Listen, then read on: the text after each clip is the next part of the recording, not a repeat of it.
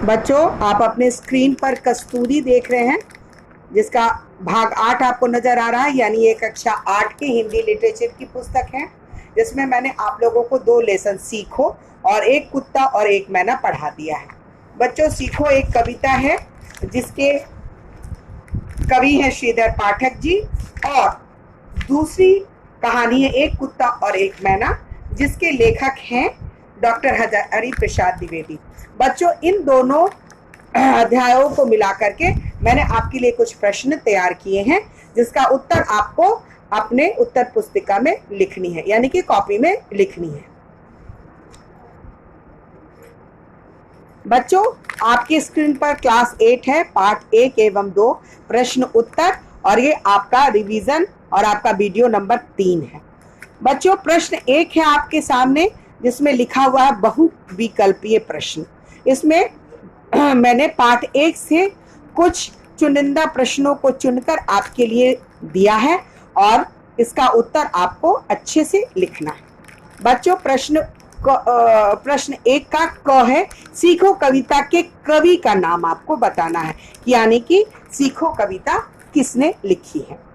बच्चों, फूल हमें क्या सीख देती है, आपको बताना है कविता के माध्यम से कि फूल हमें क्या सीख देती है। हमें उत्तम विद्या पढ़ना किससे सीखना चाहिए, कविता में आपको ये भी बताया गया है कि उत्तम विद्या हमें कौन देता है। भौरों से नित खाली जगह है, पंक्ति को आपको पूरा करना है कविता के आधार पर। जागना और जगाना हमें कौन सिखाता है, सीखो कविता में समय के महत्व को बताया गया है, तो आपको बताना है कि समय पर जागना और जगाना का कार्य कौन करता है। पेड़ हमें क्या सीख देती है। बच्चों, प्रकृति हमें सदैव कुछ ना कुछ सिखाती है ना, तो उसमें पेड़ हमें क्या सीख देती है, इसके बारे में हमें लिखना है। हमें जीवन पथ पर आगे बढ़ने की शिक्षा कौन देता है। सीख कविता में कवि ने हमें यह भी बताया है कि हमें जीवन पथ पर आगे बढ़ने की शिक्षा कौन देता है, आपको ये लिखना है। अब बच्चों, प्रश्न 2 है, जिसे मैंने पाठ 2 से लिया है, जिसका पहला प्रश्न है, गुरुदेव कुछ दिनों के लिए कहाँ रहना चाहते थे। आपको पता है ना कि बच्चों, शांति निकेतन को छोड़कर गुरुदेव कुछ दिनों के लिए किसी और स्थान पर चले गए थे। उस स्थान का नाम आपको लिखना है। एक कुत्ता और एक मैना के लेखक कौन है, यानी कि इस पाठ के लेखक का नाम आपको लिखना है। गुरुदेव शरणार्थी किसे कहकर संबोधित करते थे। गुरुदेव ने किसकी पीठ पर हाथ फेरा। कौन सा जानवर बहुत वफादार होता है और जो गुरुदेव के स्थान बदलने पर बिना किसी पते ठिकाने के चुपचाप गुरुदेव के पास पहुंच जाता है। अंगा है बच्चों, गुरुदेव का चिता भस्म को कोलकाता से कहाँ लाया गया। उनकी मृत्यु कोलकाता में हो गई थी, लेकिन आखिरी समय में उनके इस चिता भस्म को कहाँ लाया गया। बच्चों, प्रश्न 6 है, आश्रम से कई दिनों तक कौन से पक्षी गायब हो गए थे। प्रकृति प्रेमी थे गुरुदेव रविंद्रनाथ टैगोर जी, और जब उन्होंने देखा कि उनके आश्रम में कोई पक्षी कुछ दिनों से लापता है, तो आपको उस पक्षी का नाम बताना है जो कि आश्रम से कुछ दिनों के लिए लापता था।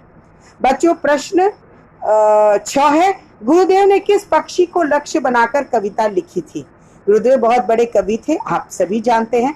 हमारा जो राष्ट्रीय गान है जन गण मन, उसके रचयिता भी गुरुदेव ही थे। तो आपको बताना है कि किस पक्षी को लक्ष्य बनाकर गुरुदेव ने यह कविता लिखी थी। बच्चों, प्रश्न 3 है, यदि आप गुरुदेव के स्थान पर होते तो मैना की व्यथा को किस प्रकार वर्णित करते। आपको पाठ के आधार पर मैना की व्यथा को, यानी कि उसके दुख को अपने शब्दों में लिखना है। बच्चों, प्रश्न 4 है, आदर्श जीवन विषय पर एक आपको अनुच्छेद लिखना है। अनुच्छेद मतलब 50 से 80 शब्दों का 10 लाइन में आपको आदर्श जीवन, यानी कि आप अपने जीवन में क्या बनना चाहते हैं, आपके जीवन का आदर्श क्या है, इसके बारे में आपको एक अनुच्छेद लिखना है। अनुच्छेद यानी कि पैराग्राफ लिखना है। और बच्चों, आपका आखिरी प्रश्न है, इस कविता सीख से मिलने वाली शिक्षा आप अपने शब्दों में लिखिए। कविता सीख में कवि ने हमें क्या शिक्षा दिया है, इस शिक्षा को हमें उतारना है और अच्छे से लिखना है।